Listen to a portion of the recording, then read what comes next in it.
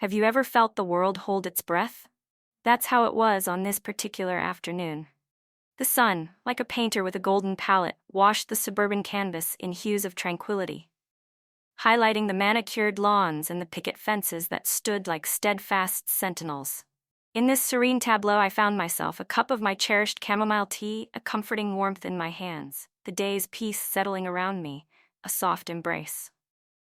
Life had assumed a gentle rhythm after my beloved husband Arthur embarked on his final journey 5 years prior. Yet within this quietude, moments arose when the silence whispered of a solitude that lingered, a subtle ache in the tapestry of my days. The sudden knock at my door was unexpected. I wasn't expecting any callers. As I opened it, there stood Julian, my next-door neighbor, his expression more troubled than usual. Julian was a captivating man in his early 40s, with kind, expressive eyes and an air of quiet confidence. We'd always exchanged pleasantries, occasionally engaging in conversations about the weather or our shared passion for gardening, but this was the first time he'd sought me out at my doorstep. "Hello, Eleanor," he began, his voice gentle but firm. "I hope I'm not intruding." "Not at all," I replied, gesturing for him to come inside. "What brings you here?" He hesitated, glancing over his shoulder as if ensuring our privacy. When he finally stepped into the foyer, the look in his eyes transformed from casual to something more intense, a blend of vulnerability and urgency that piqued my curiosity. "I need your help," he said, running a hand through his neatly styled hair. "It's a personal matter." I led him to the sitting room, my curiosity growing. "Of course, Julian. What's on your mind?" He settled onto the plush sofa, clasping his hands together, and took a deep breath. "I know we don't know each other incredibly well, but I've always admired your resilience. You've cultivated such a beautiful life, even after all you've endured, and I find myself in need of your particular strength." His words took me by surprise. What sort of assistance could he possibly require from me?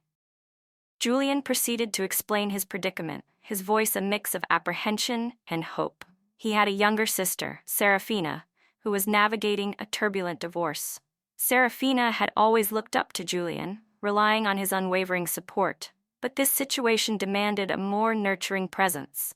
He believed that my life experience and hard-earned wisdom could offer her the guidance she desperately needed.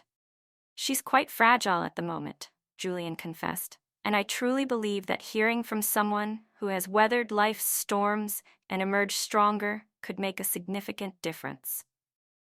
It was an unusual request, but as Julian spoke, I could sense the depth of his concern for his sister. There was something quite endearing about his vulnerability, the way he wasn't afraid to seek help. "I would be honored to meet her," I said, placing a reassuring hand on his arm. "If you believe I can offer some comfort, I will gladly do what I can." The gratitude that illuminated his face was all the affirmation I needed. I knew I'd made the right decision. Over the next few days, we arranged for Serafina to visit my home. In the interim, Julian and I found ourselves drawn closer. He began stopping by more frequently, sharing anecdotes about his family, his work, and his aspirations. I discovered myself eagerly anticipating his visits, a sensation I hadn't experienced in years. One evening, as we sat on my porch, sipping lemonade and watching the sunset paint the sky in vibrant hues, he turned to me, his gaze intense, making my heart flutter. "Eleanor," he began, his voice a low murmur, "I never anticipated that this favor would bring us closer. But these past days, they've been wonderful, haven't they?" I nodded, a bit unsure of how to respond. There was a palpable warmth between us, something unspoken but undeniably present, a delicate dance of burgeoning affection.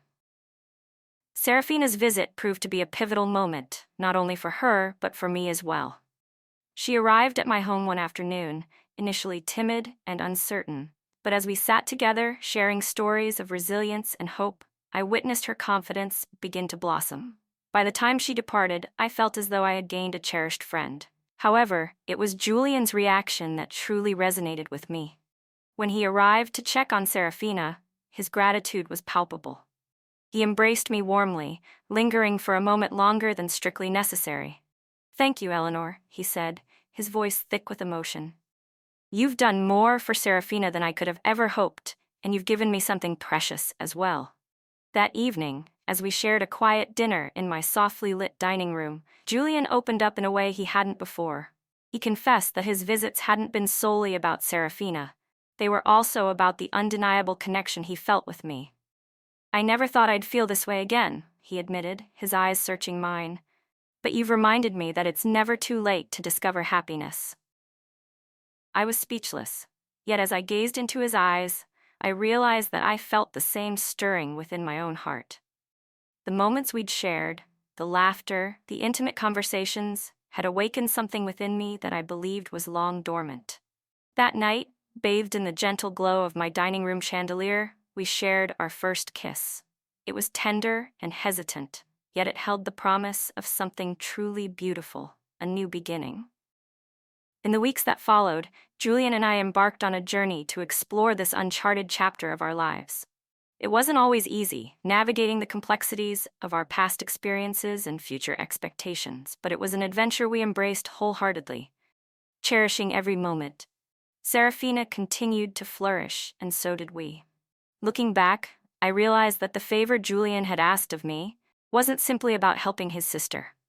It was about something far more profound. It was about helping both of us find the courage to open our hearts once more and embrace the transformative power of love. And in doing so, we discovered that sometimes the most unexpected requests can lead us down the most extraordinary paths, leading us to a love we never thought possible.